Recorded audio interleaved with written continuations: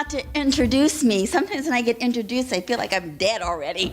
So it's sort of like, I have had a horrific year. And I must say that today, being with the mentees, I really started to heal. And I really felt, doing the work of working with students, great writers, working here at the Loft, that was the meaning that always restores my soul. It's an honor to read with Jennifer and with Paige. It's an honor to have Jared, I've already gotten 4 hugs from him today, because I need, my dog died last week. Anyway, so it's been terrible. And so I really like those hugs. Also, I'm gonna do, I promise, less than 30 minutes. And I was thinking about teaching today, and we were talking about tension and release. And I was also trying to encourage all the writers to do what's in their heart and their passion, and not to be afraid to take risks and to write whatever it is they feel like they want to write about. And then you worry about getting published, right? So I've never done this kind of reading before, and that I'm going to read different voices that I've played with over my time. And also when I saw all the wonderful young people too, I'm changing a little bit of stuff because there's young people.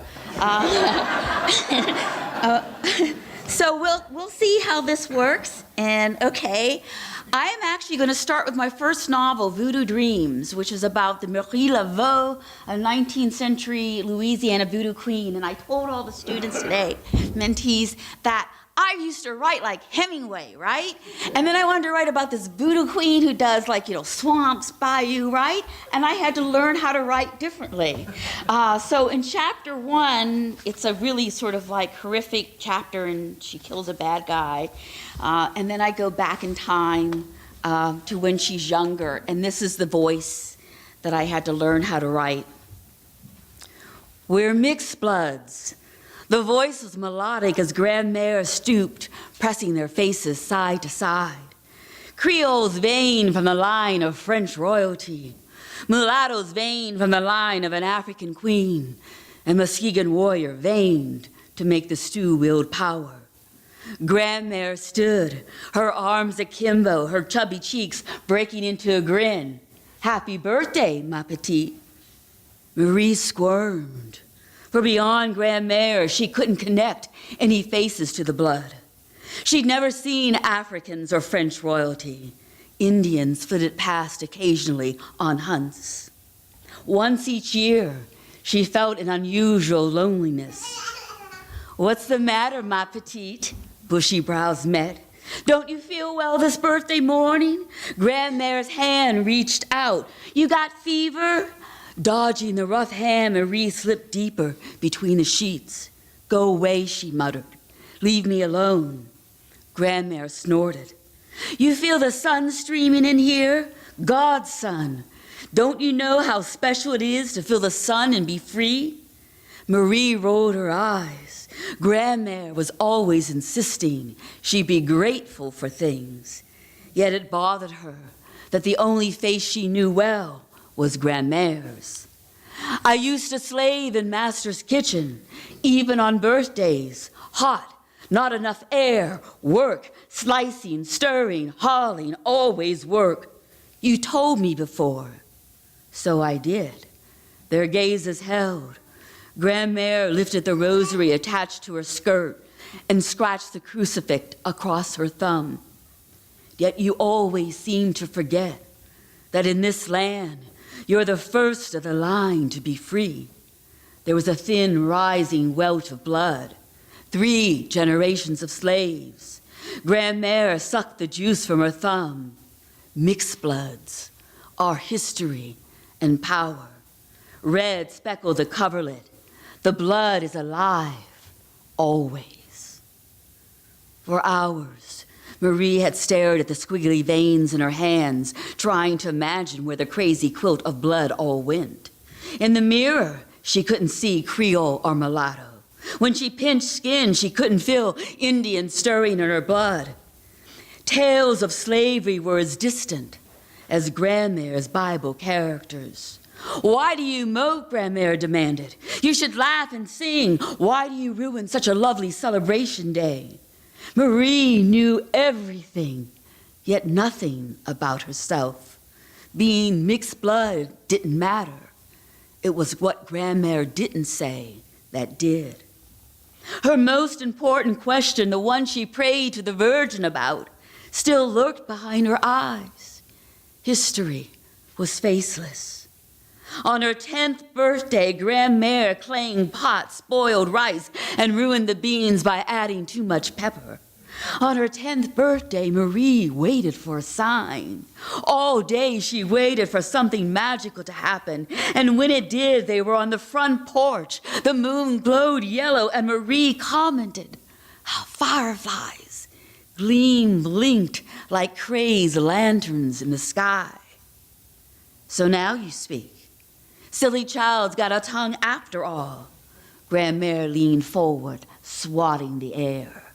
Damn fireflies, they're burning up their lives' blood. Oh, she exhaled. Then why do they do it, Grandmère? What for? Ain't got no sense is all. Like Mama? She asked, her head jerking up. But it was more of a statement than a question. She had heard this before. Heard it, her body curled tight while shadows fluttered across her bed as two women fought. They fought until the front door slammed and one was gone. Somehow she knew that the two women fighting were Mama and Grandmère. It was Mama who had no sense. Mama who was burning up her life's blood. But instead of asking where or why Mama wasn't there, she asked what she always needed to ask. Do I look like my Mama? Grandmère stopped rocking. Her hands and lips trembled. Her body grew rigid like Medusa's stone. Frightened, Marie wanted to take back the question. She'd been told never to ask about Mama, and until tonight, until a firefly, she hadn't. She stole towards Grandmère, purring against the old, soft bosom. Grandmère didn't hug or caress her. Instead, she said flatly, lots of God's creatures have no sense. Marie leapt down the steps trying to catch fireflies. She caught one and found the erratic glow surprisingly cool. Marie, you come back here. She snipped off the lighted abdomen. There was no red blood. After she threw away the head and the wings, the light stuck to her palm. She snapped her wrist, shook her hand, and finally wept as her nail like a knife scraped the double-ribbed flesh onto the ground. Marie! Grandmère's shrill call rebounded. She ran, her hair flapping at the back of her knees. The moon was full. She pushed through willows, feeling her head would burst, tumble off her shoulders, and roll into the grass. Grandmère talked about the blood being alive, but never about people. Wasn't Mama flowing beneath her skin? She plopped down on a petrified stump. At its base was a snake's skin. The shell curled as if it were alive. She rested her head in her hands. Breath bounced from her hands to her face. Grandmère said she'd been born with a caul, a skin netting that almost suffocated her. Feeling her twice warm breath, she knew what it felt like as a babe, drowning in her own air. Gasping, she snatched her hands down. Rainbows swirled in her palms. A kaleidoscope of blue, red, and yellow danced, shifting into forms.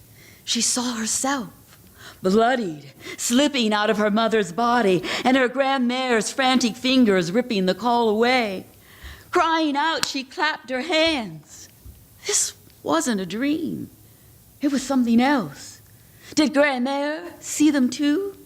She skipped down the bank like a ghost, and Mama, who she'd been forbidden to speak about, did she see them too? Air pockets bubbled the swamp's surface. Her stomach quivered against the damp ground. She couldn't feel herself breathing or hear the piercing call of an owl. Marie touched a hand to the water, then snatched it back. Color sprung from her fingertips. A snake-like form rippled the surface. Then she saw herself. Then she wasn't sure, for the water became a mirror, and she saw her own pursed lips and stricken gaze. Tentatively, she touched the stream again. The surface glazed. 3 bodies, 3 women. Grandmère was stretched as dead. Another woman was crucified on a tree, her face and breast pressed against the rotting wood. Scars lashed her back. Mama? Then she saw herself, older, rising out of the lake. 3 lighted candles waxed to her head and palms. The vision held, then it changed. 4. A baby girl sucked at her teat, while chubby fingers grasped the candle's flame. There was a rush of sights and sounds. She saw an eel in the muddy water. A single cricket sounded like 10,000. Marie felt a whoosh of air cracking through her lungs. A snapping twig startled her. She turned, thinking it was Grandmère. Grandmère, I've seen things, strange things. But it wasn't Grandmère. A man so black he blended with the skyline. There was a ruggedness to him, and odd scars raced from his forehead to his chin. She tried to scream as he hunched down toward her, sprinkling her with narcissus blooms. He smelled of ash and withered leaves. Marie closed her eyes, hoping this vision too would disappear. But his fingers smoothed her shut lids, caressed her cheeks, then gently teased the dark pores of her breasts. Her eyes flew open. Who are you? Father, husband, son. He cupped the valley between her thighs, rubbing her in slow, even movements. She sighed. A sticky dampness blended with her bloomers. He laughed, and without knowing why, she felt ashamed. His lips covered hers, sucking the air out of her mouth. It felt like the time when she was sucked up by the swamp. Grandmère had rescued her, fingering the mud from her nose and throat. She'd felt painfully alive. Grow, ma petite. Her fist punched through air. He caught it. If he wanted, he could shatter her hand, break her skinny arm in 2. Hurry and grow, he said. She swore she never would. Then he was gone. Stars formed new patterns. Her troubled breathing slowed. That's Pretty Marie. No, thank you. That's it.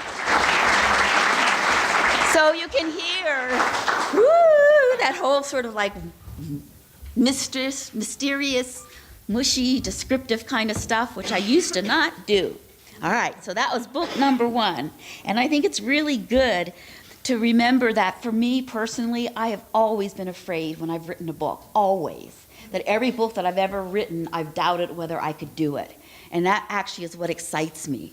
Because when you're doing it, and you go, oh, that's not bad. You feel like, oh, you feel so powerful. But I've always liked to try different things and stretch myself and grow. And it's been a really good life. And I've learned a lot about myself.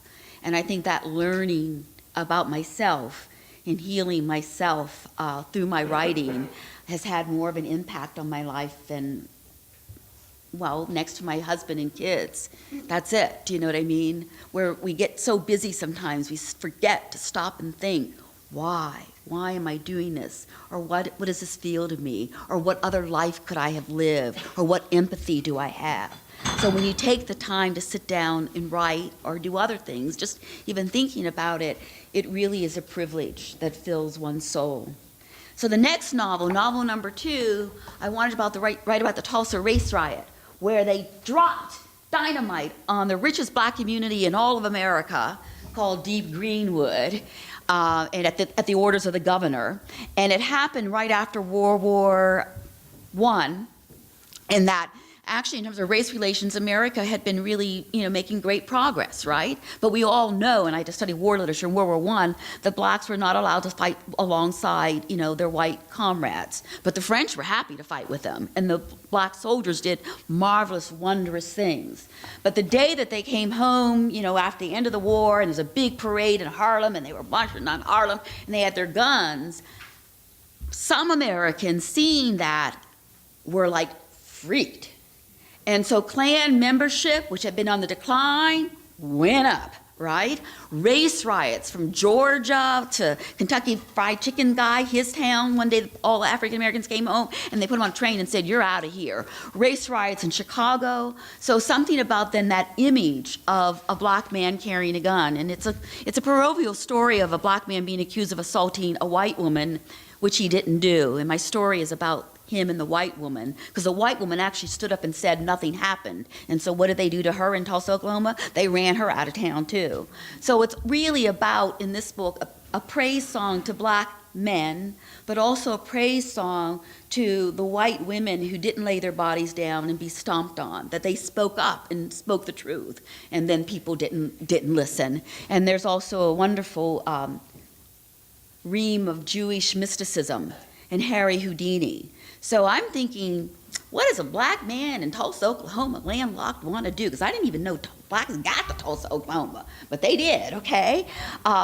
And he's imagining Harry Houdini, which fits because in terms of Jewish and African American tradition, African Americans as slaves really related to "go down Moses, let my people go," and the whole sort of Jewish story, and all that is in here. And also Jews helped with civil rights, battling against racism historically within the context of America. But I worked for about 6 months or so at least, maybe more. I forgot what I said today, maybe 9, but 6 months to get Joe Samuel's book. It was a long time. And I get his voice, and I can't write not unless I have the voice. And I would try to write his voice, and then my husband would say, "Men don't talk like that." And then I'd get mad at him and throw the pillow at him, and we had a hard time. But here's his voice. And those who were in the writing workshop today, remember we said start with what's atypical. Start with that sense of tension. So hear the tension and the release. All right? Okay, I'm doing good. That was 10 minutes. You guys with me? I'm also like, okay. And I'm so tired. I'm just batty and goofy. So just, okay. Joe Samuels had decided to quit dreaming. Decided to stop dreaming of leaving Tulsa, of discovering new horizons streaked with magic. Yet here he was, lying by the tracks, his head to the ground, listening to the rumblings of the 945 preparing to leave, trailing Pullman cars and flat cars loaded with cotton and crude. Weary, disoriented, Joe needed sleep. He wanted to ride the rails over the Rockies to the Pacific in a sleeper car, cozy, dreamless in an upper bunk. He didn't want to dream of dying. 3 nights in a row, he'd had the same dream, a dream that he sensed was something more than a dream, a haunting, a premonition, some evil worked by the devil. The train whistle squealed, 2 short bursts, 1 long. The conductor called, "All aboard." Joe fought the urge to dash forward, jump aboard, and settle in the converted boxcar for Negroes. He'd be thrown off without a ticket. He could hide wedged between crates or animals, but without cash, he'd starve wherever he ended. He'd be forced to wire his father, forced to admit he couldn't make it on his own. Joe felt the ground vibrating beneath his fingertips. Steam hissed. The train lurched, picking up speed, its headlight glaring, glinting against the steel rails, moving, groaning, journeying on, then gone, leaving no trace, no murmur, only stillness, quiet rails, and humid heat. Despair washed over him. Joe did and didn't want to be in Tulsa. He loved deep Greenwood, the Negro section of Tulsa. Churchwomen testified how Greenwood had risen miraculously out of the dust, how ex-slaves had built a town of telephone poles, electric lights, and a Booker T. Washington high school. In America, there's no better place than Greenwood to be a Negro, his father always said. No better place to be a Samuels. Property and wealth. Joe, the youngest son, born a bit too brown for his mother's taste, too lazy for his father's. But always in Greenwood, he was the banker's son. In Tulsa, he was just another nigger, a two-bit shoe shine. Joe imagined himself riding the rails to the ocean. Then he'd leap manacled off the Golden Gate Bridge, just like Houdini had. He'd surface hands-free to champagne and cheering. In a year of shining shoes, Joe had saved $200. Another year, he'd have $400. Another year, his father might understand why he wanted to go, might even wish him well. In another year, Joe might be able to say goodbye to his sister Hildy, to Lion Man, his brother's grave. He might understand why, in a place he loved so much, he felt like he was dying. He was afraid of going home to bed, of being haunted by his nightmare. He'd give up all his imaginings, his longing to leave Tulsa if only his nightmare would stop. He'd vow never to dream again. He'd be grateful for living in Tulsa. Lifting his head, Joe thought he heard Lying Man's harmonica. How long the train's been gone, baby, how long, how long? Reluctant, Joe stood humming the tune. Negro curfew was 10 o'clock. He passed the ticket window. The clerk hollered, "Best hurry home, boy, else you'll catch it." "Yes, sir." "Boy!" The ruddy man leaned out the window. Joe held his breath. The clerk's bald head caught the light. "Do that trick again." "Yes, mister." Retracing his steps, Joe pulled a coin from his pocket. It flipped in and out between his knuckles, picking up speed, a thin ribbon of silver diving, weaving in and out across his dark fingers until it disappeared. "I'll be damned." The station clock read 9:55. Joe murmured, "Gotta hurry, mister," and turned onto First Street. Glancing in the windows of the Pig's Ear Diner, he saw deputies still drinking coffee. He ought to make it. Walking briskly, Joe turned into the courthouse square. It was faster cutting across the park. Bluegrass cushioned his feet. Oaks arched overhead.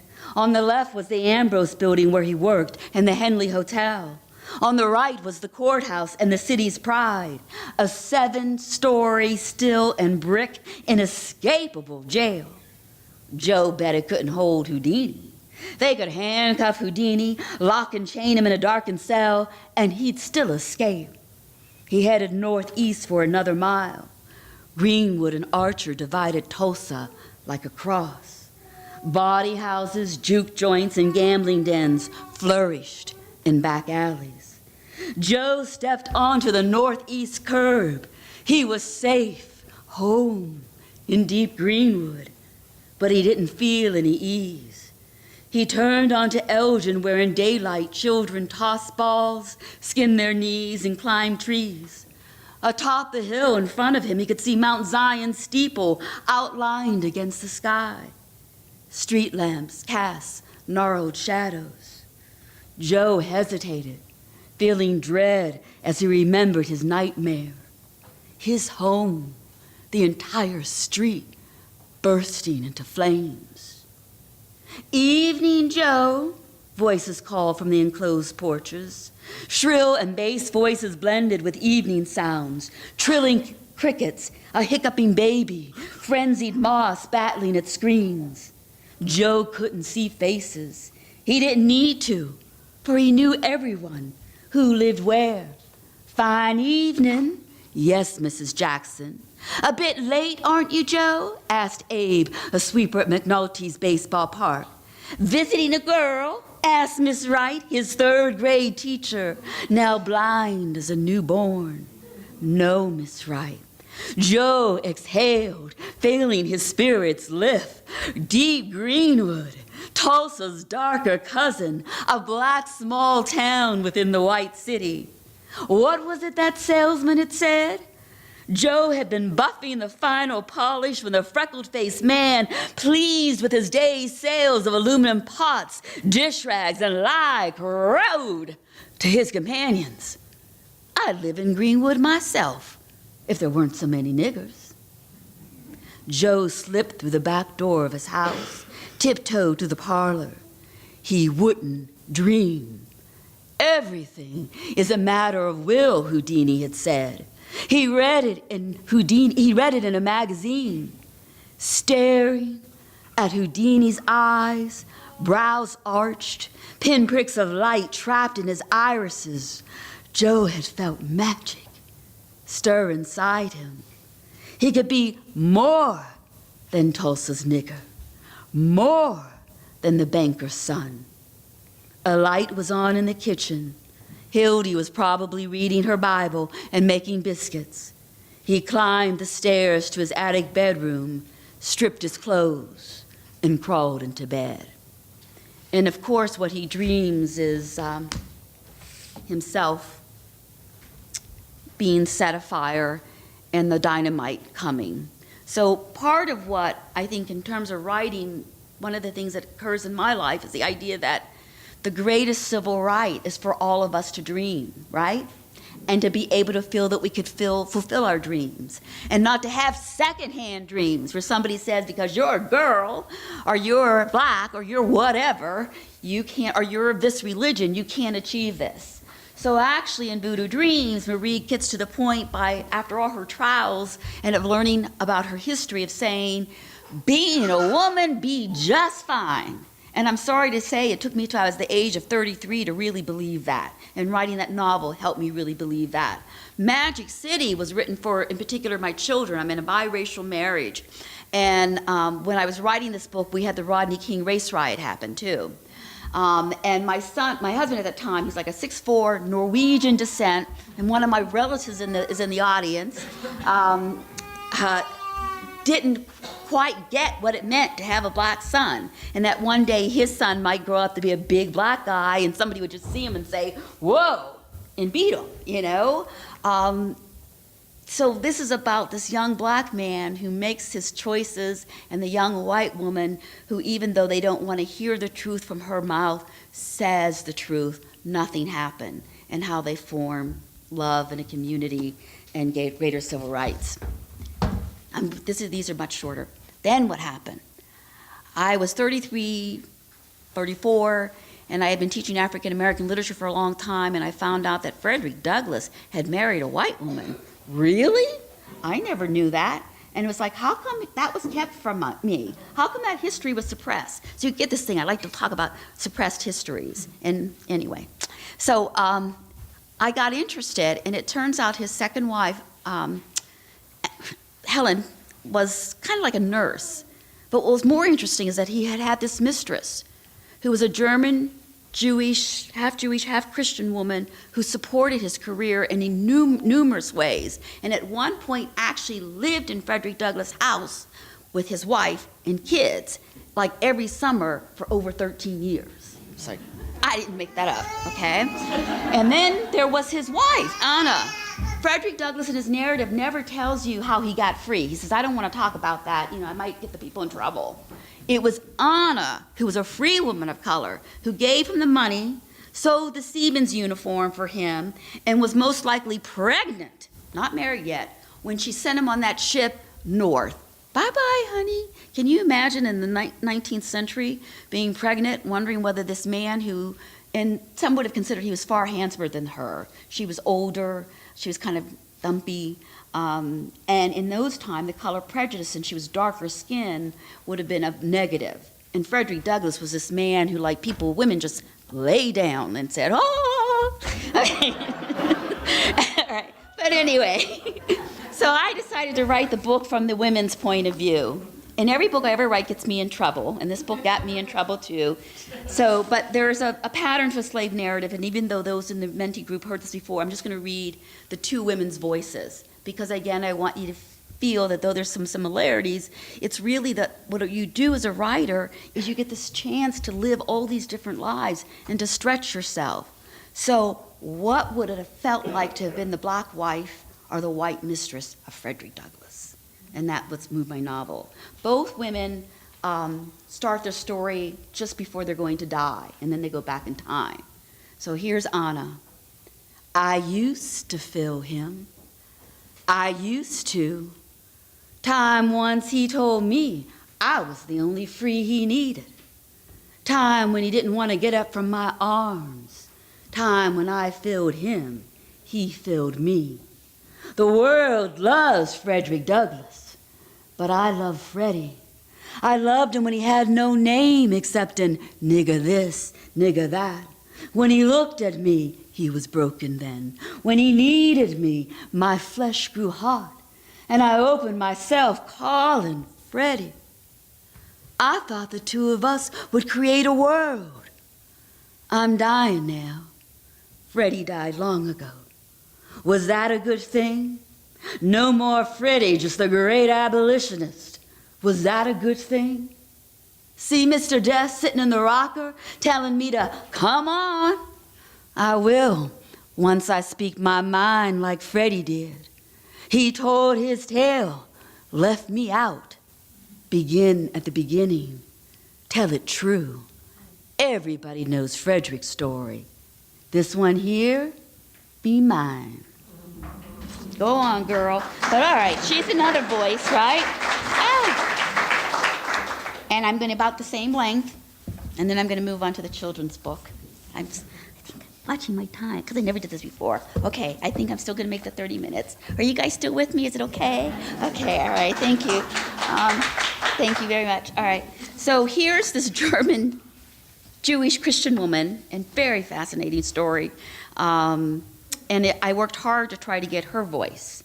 And one of the things I did, rather than sort of, with Anna, it's like the Southern dialect, the fact that she can't read, you can sort of like, you get it in the way that she talks about things, do you know what I mean, in the rhythm of her voice. For Ottilie, it's much more this sort of like consonant, sharp, crisp sound, my imitation of what I think somebody from Germany would sound like. Anna does the oral tradition from the African American culture. Ottilie does the tradition of the white women of letters, and she's actually scribbling her story down. I didn't expect my life to end this way. Me, 58, sitting like a moonling wrapped in furs, trying to stave off chills. The thought of America makes my heart cold. It didn't always. I am the Snow Queen. Love's betrayal has frozen my heart sliver by sliver. Except for one small piece, my heart is ice. Frederick Bailey Douglass, dearest Douglass, do I dare say you did this to me? Or was the blame mine all along? I, Ottilie Essing, so smart, not smart enough. I'd best hurry.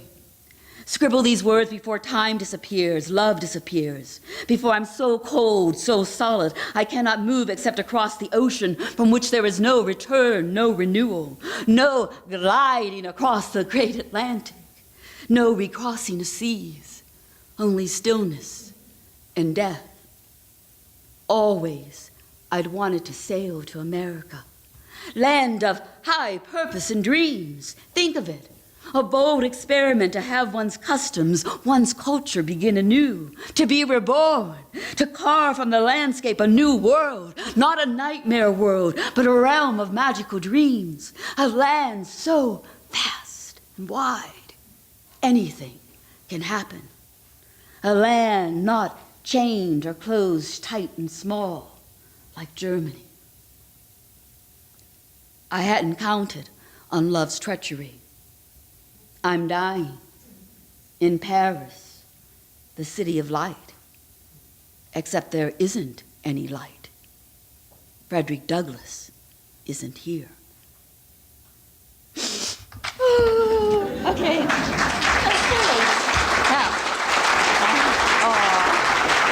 Now, I'm going to tell you, my whole life I wanted to write children's books. And I wrote a lot of adult books in order to get good enough to write a children's book, okay? Books meant everything to me when I was a kid. And they used to call me the little professor, not knowing I would grow up to be a little professor, right? Maybe not so little this way, but anyway. So I kept waiting, and I would talk to my agent and say, oh, whenever you're ready, Jewell, whatever. And I was never ready, because I have to get the call. When Hurricane Katrina happened, I actually was there the week after it happened, so I was on book tour. I was actually writing a mystery voodoo series, which everything got changed because of the trilogy, changed because of the hurricane. And it broke my heart. I'm from Pittsburgh. I have no idea why I've written 5 books, 6 books, 7 books that I'm working on now about Louisiana. But clearly something there calls my heart. And one of the things that I felt when I saw the images for Hurricane Katrina was, what about the children? Because you saw the adults, and then you'd see the pictures of children, but you really then didn't hear their voices. And in fact, I went to Baton Rouge to the School of the Deaf. In Louisiana, they have a genetic disorder that causes blindness and deafness in some of the Louisiana children. So they've had this school for the blind and deaf since really, literally the 18th century. And they actually had done videos, and they had a picture where one kid was being ordered by the police down onto the ground, and all the guns were pointing at him, but the kid was deaf. He couldn't hear, I was like, oh my God.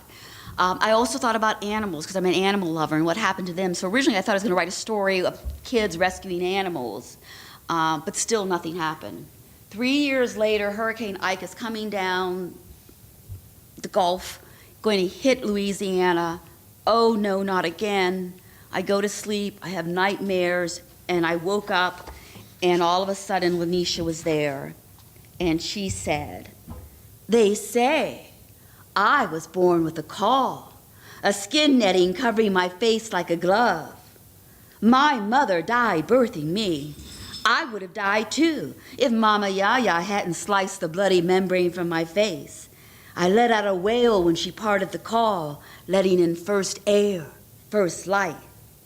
Every year on my birthday, Mama Yaya tells me the same story. Lanisha, your eyes were the lightest green, with the tiniest specks of yellow. With them eyes and that caul, I knew you'd have the sight. Mama Yaya smacks her lips and laughs. Afterwards, we always have cake, chocolate. Today I'm 12. I've eaten 3 pieces of cake. Mama Yaya's 82. Half blind now, she's still raising me because my relatives won't. I have a whole family full of uncles, aunts, cousins, nieces, grandmothers, and whatnot. They live in Uptown, richer than where I live, the 9th Ward, New Orleans. Less than 8 miles apart. It might as well be the moon or Timbuktu, wherever that is. Mama Yaya says my family is scared of me. Everybody in Louisiana knows there be spirits walking this earth. All kinds of ghosts you can't see, not unless they want you to. But you, child, you see them. You've got the sight. It's grace to see both worlds, she says, as we wash our birthday dishes sticky with bits of jambalaya. Better you be an orphan, your family thinks. Better crazy Mama Yaya raises you, she says, sucking air through her false teeth. Fine, I'm old school. Don't care nothing about folks who just honor traditions as old as Africa. I'll be your mother and grandmother both. And she is. I love her more than anything in this whole wide world. I love saying Mama Yaya. Her name sounds so bright and happy, just like Mama Yaya is. And I love how Mama Yaya says my name, Lanisha, soft with an all sound going on forever. Lanisha, that's the name my mother gave me. Last word she said before she died. I don't remember hearing it, but I imagine she said it then, just like Mama Yaya does now. Upstairs, I sometimes see my mother's ghost on Mama Yaya's bed, her belly big, like she's forgotten she already gave birth to me, like she's stuck and can't move on, like she forgot I was already born. Just like my uptown relatives forgot today was my birthday. They always forget. And I'll stop there.